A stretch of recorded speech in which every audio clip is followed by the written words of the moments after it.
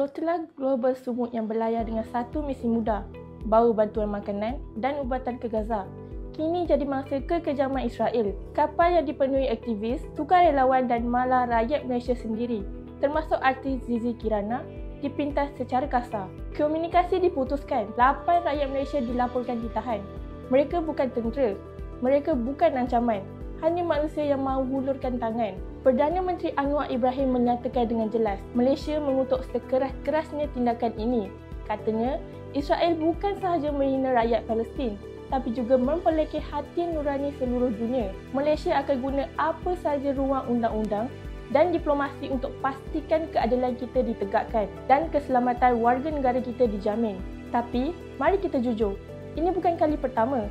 Dari Freedom Flotilla tahun 2010 hingga ke hari ini, aktivis yang berlayar demi kemanusiaan terus disekat, dipukul, ditahan.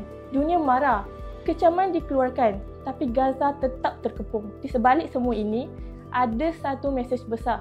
Selagi ada yang berani berlayar, menebusi sekatan, selagi itulah semangat solidariti dengan Palestin takkan mati. Soalnya, sampai bila dunia hanya berani mengutuk tanpa bertindak?